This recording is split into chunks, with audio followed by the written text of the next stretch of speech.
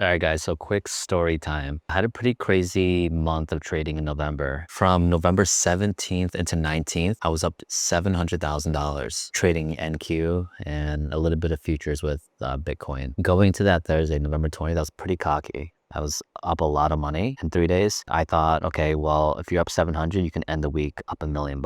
Thursday came around, market gapped up. QQQ, which follows NASDAQ, it got up to, I think, 614 at the highs. The day before, it dropped to 606, or it touched 606 at the highs. I said, okay, well, on the gap up, don't buy, wait for a pullback. Broke 606, dropped to 600, bought more. Broke 600, which I didn't think would happen, right? A 14-point pullback in QQQ is significant, in a couple hours. Buying there, the risk reward for the upside was huge. I bought more on the futures. It just kept dipping. At the lows, I think it got to 589, 588 at the lows. By the time the NASDAQ dropped that much, I was down almost $800,000. And that was my max pain. I said to myself, well, you were up 700, you lost 800,000 on Thursday. And now all of a sudden, I'm down $100,000 on a week, which isn't a lot, for net, but seeing that big of a swing in just a few hours, that kind of rattled me a bit for sure. It's interesting because with trading, it doesn't matter what level you're at. Like I've told you guys in the past, you could be a beginner, you could be someone that's been trading 10, 15, 20 years, and any lapse of judgment could cost you a lot of money. After that day, like that Thursday,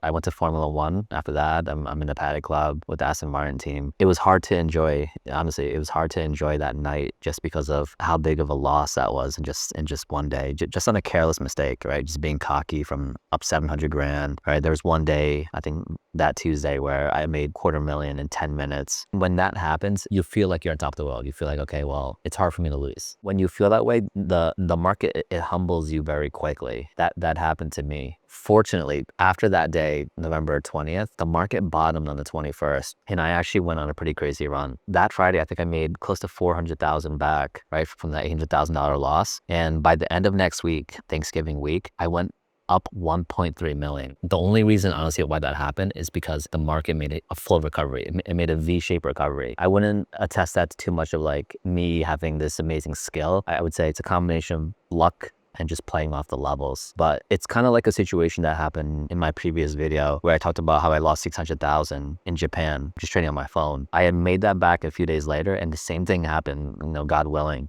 in this situation. The big lesson to take away from this is never feel like you're the best. Never get cocky. Never feel like you can't lose. Don't get stubborn with your trades. I kind of made the same mistake I did in that Japan situation. It definitely humbled me, right? It kept me more on my toes going forward. When opportunity did present itself after the market did bottom on November 21st, I got pretty aggressive just because that was max fear and max pain in both the crypto market and the stock market. Even when I got a little rattled on that Thursday, I still had to be objective and capitalize on opportunity. And that's how you grow an account. Even for me, I had some fear, but never let your emotions dictate your next decision, right? You have to be objective and you have to trade what's in front of you. Yeah, that's one thing that I would say separates beginner traders from more expert traders, is even when you're in a situation where you could potentially be emotionally compromised, you're still able to come out of it and then make a decision to find or at least be in the best trades. It's a pretty crazy journey. I ended up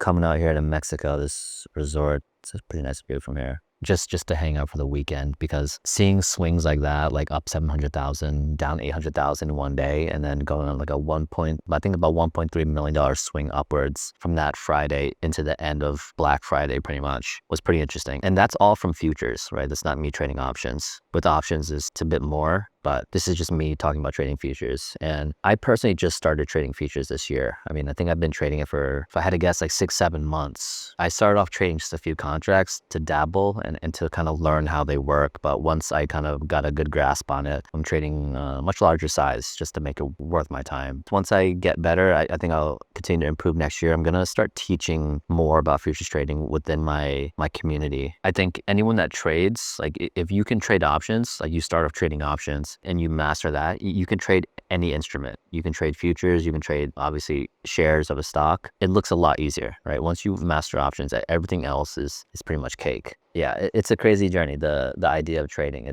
You have to be mentally strong. because the downturns will test you to your absolute limit. Like I said, it doesn't matter how long you've been trading, you're always going to be tested, and you have to be ready for all outcomes. You guys like this type of content? Please like, comment, subscribe, and I have a lot more stories to tell you guys in the future. So show you guys the view before I close this out. Yeah, this is what trading paid for pretty much, is being able to go on vacation, just enjoy life, and just having time on your side. All right, thanks everyone. See you next time.